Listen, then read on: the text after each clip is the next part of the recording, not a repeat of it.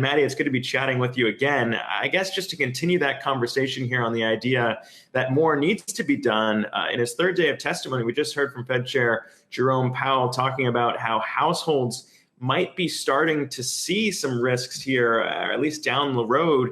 When we think about maybe defaults and paying mortgages and questions around that, the longer we get further into this recovery without additional stimulus measures. So what's your take on how some of those fears might be looming?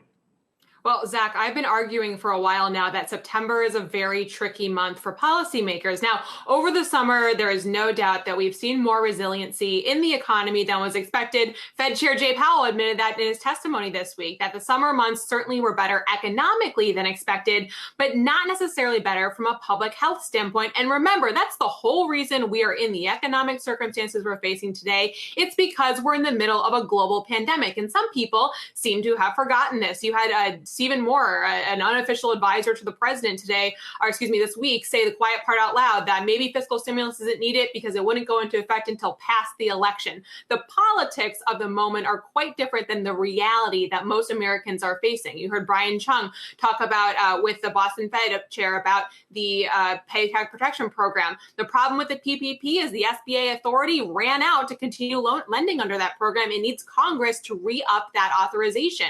So there's a lot of pressure right now. We've heard from the Federal Reserve talking about what it's been able to do on monetary policy, but the comments coming from Fed officials really are extraordinary, talking about how they're almost at the end of their toolbox and Congress needs to step in here. Things like continuing PPP lending authority, but other elements as well. The CARES Act increased support for airlines. That runs out at the end of the month, so those airline payrolls are certainly going to be under pressure. And then, of course, those extended unemployment benefits. There's a lot of debate about where those should be, considering that the economy has recovered somewhat, but certainly we are not out of the hole yet. And as we wade into these winter months, the public health circumstances could get worse, making the economic circumstances that much more dire. Yeah, not just over the next couple months, but too, when you look into next year and GDP forecasts, Wells Fargo is out with a new report looking at two scenarios here in whether we do see a return to some of those unemployment benefits or if they roll off entirely.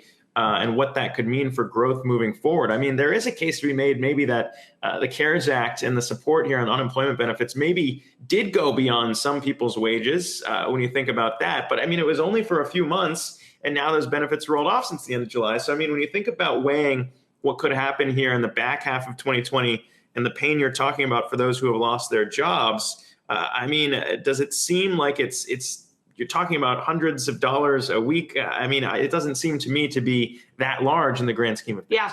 Yeah, Zach, I agree with you entirely. The conversation at the beginning of the spring when we're talking about paying a server who's out of a job a couple $100 extra a week seems tone deaf to me, and particularly now. Certainly we should be being careful, given the amount of debt that the federal government is continuing to run up, about what our fiscal policy is. I'm not arguing that we shouldn't continue to make decisions based on prudent policymaking, but the argument that, that is what should stall the entire conversation on Capitol Hill, I think is really depressing, to say the least, given that political leaders actually aren't that far apart. Republicans and Democrats have been talking about extending UI in some shape or form. That's why the president came out with an executive order that does do that, even though the mechanics of that are very difficult. Some form of state aid to state and local governments, both Republicans and Democrats have talked about how that's important. Of course, the top line number is what the sticking point is, which I think is a little bit of a red herring for actually getting to the negotiation and agreeing to something. And then, of course, what you do for businesses. A number of small business closures as we move through the next couple of months, that's the critical data here that I think people should keep their eye on, because if those businesses close, those workers don't get their jobs back. Right now, we're still at a point where a lot of workers who are on temporary furlough think they're going back to work. If that starts to change, that's where we really start to see permanent scarring on the economy, and that becomes a lot harder to recover from, no matter what happens in November, no matter what the political makeup here is in Washington, D.C. Yeah, and when you think about the unemployment rate and where the Fed sees that coming in at year end, we saw that come down. We've just been pacing ahead of a lot of expectations in this recovery over the last few months, even after we saw the roll off of these benefits that we're talking about. But when you think about what the expectations are for this upcoming jobs report, the September jobs report, it could be the third straight month, if you believe the surveys right now, third straight month that we've seen that headline number come down, which would seem to support the idea that the steam is coming out of this recovery. And 7% unemployment at the end of this year and next year seems rather high compared to where we were before this pandemic hit. So when you piece all those things together, I mean, the expectations for a slower and longer drawn out recovery does not seem to be one that either party would stand to support, regardless of who comes into power in November. Yeah, Zach, you really have got to keep a careful eye on this employment data because, each side is using it to craft a narrative that may or may not be the case. But I think the things that your viewers need to focus on, there's three things here. One is that permanent job loss number, that monthly data that we get that we're going to get next Friday. That'll tell us how many people are moving from temporary unemployment, people who are furloughed or thinking they're going back to their job, to permanent unemployment. That number has continued to rise over the summer. I'm really worried about that number continuing to go up.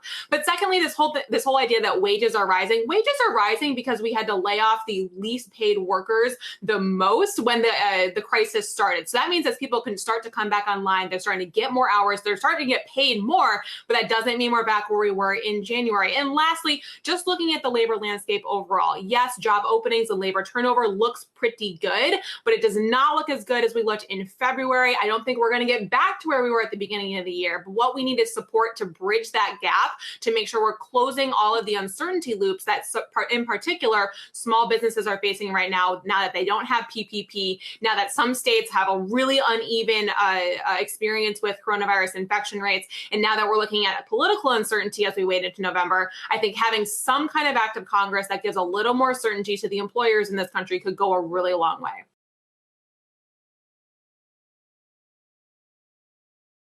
Hey investors, Zack Guzman here. Are you interested in learning more about the markets and getting the latest financial news? Well, then click right here to subscribe to our Yahoo Finance YouTube channel. Get the latest up-to-the-minute market analysis, big interviews in the world of finance, and information on how to manage your money every day wherever you are.